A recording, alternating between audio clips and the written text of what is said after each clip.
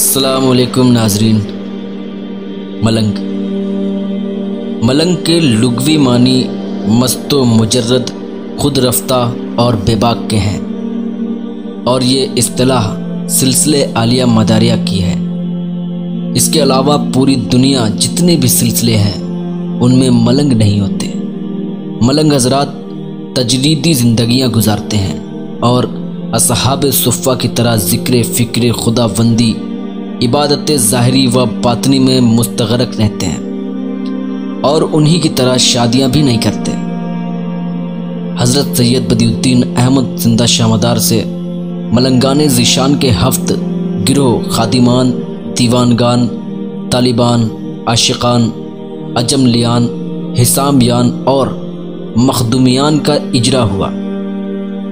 ان میں 4 گروہ خادمان، دیوانگان، عاشقان اور طالبان کو تو خاص مداری نسبتیں حاصل ہیں، اور ملنگان حضرات انہی 4 گروہ سے تعلق رکھتے ہیں۔ سلسلے عالیہ مداریہ کی تاریخ میں بیان کیا گیا ہے کہ حضرت جمال الدین جان من جنتی کے سر پر ایک مرتبہ حضرت سید بدی الدین زندہ شاہ مدار نے اپنا ہاتھ رکھ کر دعائیں فرمائی تھیں۔ آداب محبت میں جان من نے اپنے سر سے بالوں کو تمام عمر جدا نہ کیا۔ یہی وجہ ہے کہ یہ ملنگان حضرات اپنے شیخ کی اتباع کرتے ہوئے اپنے سر سے بالوں کو جدا نہیں کرتے۔ ان کے بالوں کو اصطلاح فقراء میں بھیک کہتے ہیں۔ بعض کے 36 ہاتھ لمبے بال بھی دیکھے گئے ہیں۔ یہ ملنگان کرام بڑے ہی با کمال ہوتے ہیں۔ ہندوستان میں ہی بے شمار ملنگان کرام گزرے ہیں۔ ان میں بہت ہی مشہور معروف حضرت عبد الرحمن عرف حاجی بابا ملنگ کلیان بمبئی، حضرت شیخ ابو الحسنات ولی زندانی شاہ ملنگ عرف منگو پیر کراچی پاکستان، حضرت قطب غوری کولار محسور، لکڑ شاہ فکڑ شاہ بہرائچ اور مومن مدار شنگھائی چین وغیرہ۔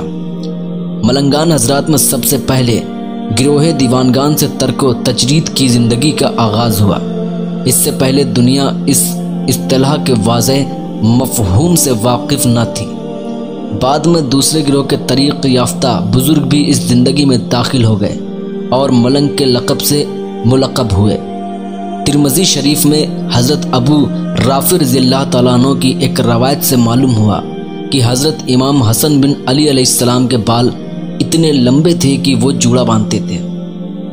امام مسلم میں حضرت عبداللہ بن عباس رضی اللہ تعالیٰ عنہ کی ایک روایت سے معلوم ہوا کہ حضرت عبداللہ بن حارث رضی اللہ تعالیٰ عنہ کے بال کافی لمبے تھے، وہ بھی جوڑا باندھتے تھے۔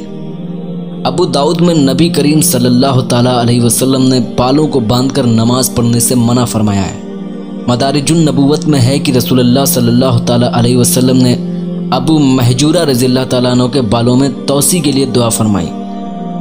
کتب فقہ مثلاً شرح واقعہ، در المختار، ہدایہ وغیرہ میں لمبے بالوں کو سر پر لپیٹ کر نماز پڑھنے سے ممانعت کی گئی ہے۔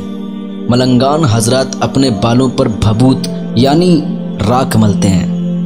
یہ وضو کرتے وقت جب مسح کرتے ہیں تو پانی راکھ کے ذریعے جستا جستا تمام سر میں پہنچ جاتا ہے۔ اسی طرح غسل کا پانی بھی تمام کو تر کرنے میں یہ بھبوت مدد کرتا ہے۔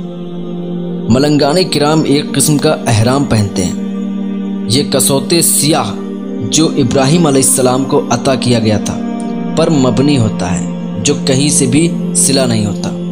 حضرت بایزید بستامی رضی اللہ تعالیٰ عنہ کی رائج کردہ طریق پر ملنگان کرام کو طریق دی جاتی ہے۔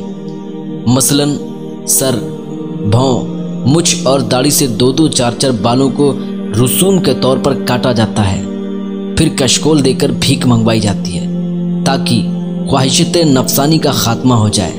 اس کے بعد احرام پہنا کر شاہ بادشاہ کا خطاب عنایت فرمایا جاتا ہے۔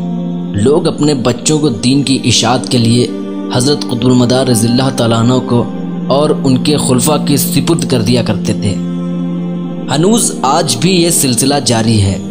حضرت قطب المدار رضی اللہ تعالیٰ عنہ کے نام پر دین کی اشاعت کی خاطر اللہ کی رضا کے لیے اپنے جگر پاروں کو سلسلے طبقاتیہ مداریہ کو نذر کر دیا کرتے ہیں، جو خالص دین اسلام و سلسلے عالیہ مداریہ کے لیے وقف ہو جاتا ہے، چونکہ آپ ان کے لیے معین و مددگار ثابت ہوتے ہیں، اس لیے حضرت زندہ شاہ مدار رضی اللہ تعالیٰ عنہ کو بچوں کا لئے پالک پیر بھی کہا جاتا ہے۔